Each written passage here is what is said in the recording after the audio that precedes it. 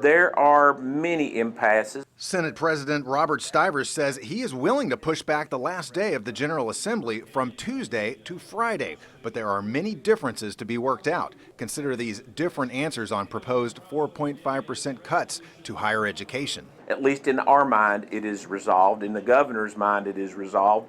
And in the presidents of the university's mind, I believe it is resolved. Well, that's not exactly right, but it is close to being right. They wanted to resolve that issue first, and so we said, okay, assume for the purposes of further discussions that we would accept that position. Complicating matters, lawmakers only have 60 days to meet, and they have already met 59 days. They were scheduled to meet Tuesday, but had to reschedule for Friday, something Republicans agreed to only after Governor Matt Bevin made this appeal. There is no reason for us not to go until the last day possible to ensure that we finish this process. So I'm asking them, go until Friday, get the job done while we are in town. Lawmakers say it's always a race to get things done by April 15th, the day state law requires them to finish. I can tell you that my position from now on will be that the last day should be April the 15th, and that way it can't be extended, and that way everybody knows it's got to be done by that day. Other sticking points, Rick, include how much money to spend on the state's underfunded pension and changing the state's coal taxes, known as severance taxes. Both sides are scheduled to resume their talks at 1 p.m. tomorrow in a budget conference committee. Mark Vanderhoff, WLKY News. There's a lot on their plates. Thanks, Mark. Now, the next budget covers the next 2 fiscal years. It spends about $21 billion over that period. Kentucky's Attorney General announced today he is suing Governor Matt Bevin. Andy Beshear filed the suit challenging the governor's authority to withhold money from the state's universities and colleges. In his budget, Bevin proposed retroactive 4.5% cuts to many areas of state government for the current fiscal year, universities among them. The lawmakers have not passed a budget yet, as Mark just told us, so Bevin issued an executive order on March 31st, putting the higher ed cuts into effect. Beshear says that violates Kentucky's Constitution. Based on my oath, I cannot let such blatant violations of the Constitution and Kentucky law stand unchallenged. A spokesperson for Governor Bevin issued a statement today that read in part, "We strongly disagree with the Attorney General and will respond as necessary in court," end quote. 2 bills to preserve Kentucky's health insurance exchange and Medicaid expansion failed to advance to the state Senate today. Neither House Bill 5 nor House Bill 6 received enough votes from the Health and Welfare Committee. Governor Bevin plans to dismantle Connect and transition people to the federal exchange. After leaving office, former Governor Steve Beshear launched a grassroots campaign to save Connect. In a statement today, he said in part, "It is unclear to me why the Senate Republicans in Kentucky are doing everything they can to dismantle Connect, a successful homegrown health care program that has helped so many gain access to the health insurance since its launch in 2013. He goes on to say, to take away this program for purely political reason is irresponsible and damaging and unfair to those who rely on it for the health and well-being of their families," end quote. Late breaking news in Lexington. Police are looking for a kidnapping suspect and his stepson. Here's a picture of them. Police say 35-year-old Michael Thomas assaulted his wife and then took off with her son, 5-year-old Cordell Cowens. Thomas is believed to be driving a 2003 red Ford Explorer with Kentucky AG 094GJY license plate. Cordell is 4 foot tall and about 30 pounds. You know, because of 64, that's why we're giving this information to you. He was last seen wearing a white T-shirt and basketball shorts. Anyone with information should contact police. Funeral arrangements are finalized for a Clarksville mother, her newborn son, and her young sister. The 3 were killed in a weekend crash on I-64 near Hurstbourne Parkway. Annalisa Gale talked with the parents at Clarksville Elementary School today, where grief counselors were available for students and staff today. Annalisa, this is where little Lauren went, correct? Well, Rick, we've now learned Samantha Owens, her sister Lauren, and her son Liam died from blunt force head injuries and some thermal injuries. Today, their funeral arrangements were finalized. Their lives so young. It's super hard that, young mother, the young girl that went to school here. Michelle Watson's 5-year-old son attends Clarksville Elementary School, where counselors were made available to students on Monday.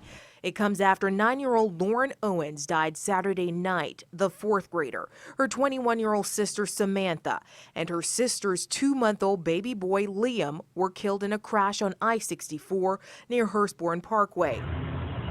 Brent Fields was driving by that night when their car went up in flames. He captured this cell phone video. Police say moments before the car was involved in 2 collisions. Following the second crash, the car caught on fire. The driver of the car the 3 were in was not hurt. It's just really hard to even swallow, something like just to think about it. It's just really hard. I know I'm going to talk to the kids, my kids, and hug them a little bit tighter tonight. We'll need some extra strength in the next few days. Sunday night, hundreds of people from the community gathered for a vigil to remember the 3. In a statement released Monday afternoon, a spokesperson for the Owens family says in part, "I cannot describe the depth of pain and sadness caused by the recent untimely deaths of these 3 young family members." He went on to say, "Only God knows the answers, and now only God can provide the relief needed for our family. So please continue to keep us in your thoughts and prayers." My heart just goes out to them, and we're all definitely thinking about them. And Rick, the crash remains under investigation. Visitation for Samantha, Liam, and Lauren will be on Thursday afternoon from noon to 8 at Colgate Baptist Church in Clarksville. Their funeral will be on Friday at 1 p.m. In the newsroom, Annalisa Gale, WLKY News. So sad. Thank you, Annalisa. A school bus driver is rushed to the hospital following a crash late this afternoon in Hardin County. It happened around 3 o'clock in the 9700 block of Litchfield Road. WLKY's Lauren Adams is at the scene in Cecilia with the very latest. Well, as you can see at this hour, crews are preparing to take away that school bus that crashed about 3 hours ago. Take a look behind me. This very much in action right now at this point. It was a school bus from Hardin County taking home about 50 students from Lakewood Elementary, kindergarten all the way to 5th graders, young kids that incredibly started to evacuate through the rear of the bus as they've been taught to do at the beginning of the school year. I'm told a neighbor came to their aid while others began calling 911. At this hour, I can tell you, the kids are being checked out at Hardin Memorial. That's just a stone's throw away. The driver taken away with more serious injuries. She has been taken to the University of Louisville Hospital. School officials I talked to believe she may have suffered a seizure when the bus went off the road, as you can see, into that home around 3 o'clock this afternoon. That is the very latest from Hardin County. I'm Lauren Adams, WLKY News. All right, thanks so much, Lauren. An SUV crashes into a home near Iroquois Park, causing major damage to a garage. This happened around 3:30 in the 3800 block of West Kenwood Drive. Police say no one was hurt. Now, we're told that 2 people were in the SUV. The crash is under investigation, but the homeowner tells WLKY this isn't the first time the drivers have slid off the road and nearly collided with his home. He estimates that the garage sustained between $15,000 and $20,000 worth of damage. Family members returned to the Parkland neighborhood today, where a 21-year-old was shot to death over the weekend. It's like a dream. It's like a dream. Terrence Wilson was gunned down at 32nd and Kentucky Street Saturday afternoon. He died at University Hospital. Wilson's mother tells WLKY he leaves behind 3 kids. His youngest is 3 months old. He loved his kids. And his brothers. And his brothers, his whole family. Yeah, he's a family person. He wasn't no angel. He wasn't no devil. But he didn't deserve to be. He didn't deserve it. Police have not made any arrests. Anyone with information should call the anonymous tip line at 574-LMPD. It's the hardest thing I've ever had to do in the world.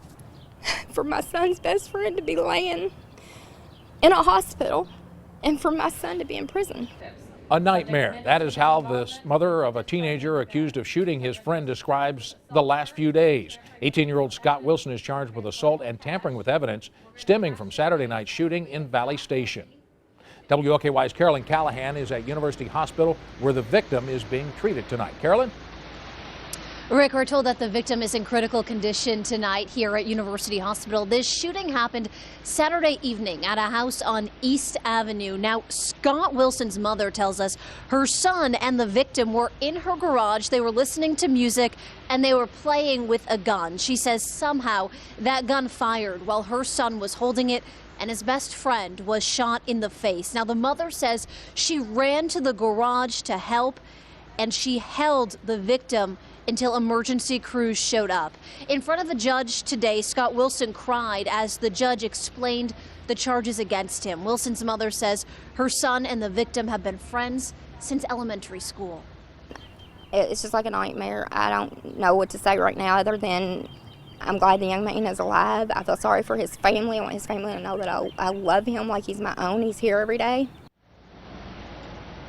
A not guilty plea was entered for Scott Wilson today. His bond is $100,000. Now, as for that gun that was used, Wilson's mom says she has no idea where it came from. She says she has no guns in her home and never saw either of the teenagers with a gun before.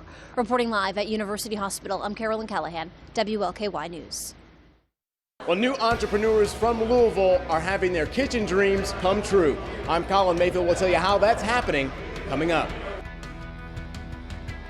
Lots of wet weather on this Monday, late afternoon, early evening. Look at Super Doppler radar on the live scan. Moderate to at times heavy rainfall pulling through with the cold front. It's already east of Louisville and some chillier air now working in from the northwest. We'll talk about how long the rain will last and this little bit of a cool down will last. That's all ahead on the 7-day.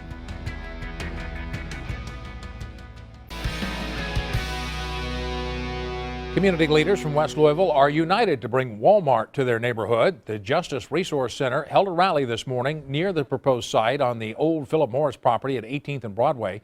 They are calling on Mayor Fisher and the Metro Council to move forward with plans for the $30 million supercenter.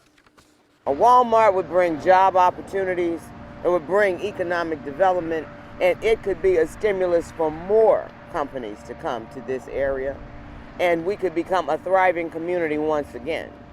A lawsuit filed a year ago challenged the makeup of the Metro Planning Commission, which approved the project. A judge dismissed that suit in November. New entrepreneurs looking to grow the food and beverage industry in Louisville now have a place to call home. Colin Mayfield gives us a look at all the opportunities available to help chefs realize their dreams. Well, Chef Space provides the opportunity for new entrepreneurs to have their kitchen dreams born here and actually come true. It's really cool to see this place that was a center stone for the community that now is transformed into a place that's going to create 100 Francos. In 1974, Frank Foster started what was Jay's Restaurant, a place where the food soothed the soul. I was a master caterer at the convention center. I served up to 3,000 people at once. Now entrepreneurs can gather to share goals and dreams in the Russell neighborhood as they once did at Jay's. Chef Space is the first kitchen incubator providing commercial kitchen space and business support services for up to 50 food-related businesses, like caterers and food truck operators. Every dollar invested here will pay back to this community many times over. New businesses will be launched, new jobs will be created, and entrepreneurs here in West Louisville and across our community will build a better future for themselves and their families. Monday was an open house for the food startups to show off their tastes. All superstars in their own right, learn about their food, learn about their journey, and learn about where they want to go. Eric Grazer connects meat lovers to fresh, local meat, offering a niche that he believes no one else has. The whole goal was to come back here and start a company here because I knew Louisville, being the food town that it is, would love that kind of product. For those coming after him, Foster says it's a challenging industry, but Chef Space levels the playing field. It's hard now for independents to start out. If you're a franchise, it's good where you go in, but independent is hard to start out. Colin Mayfield, WLKY News.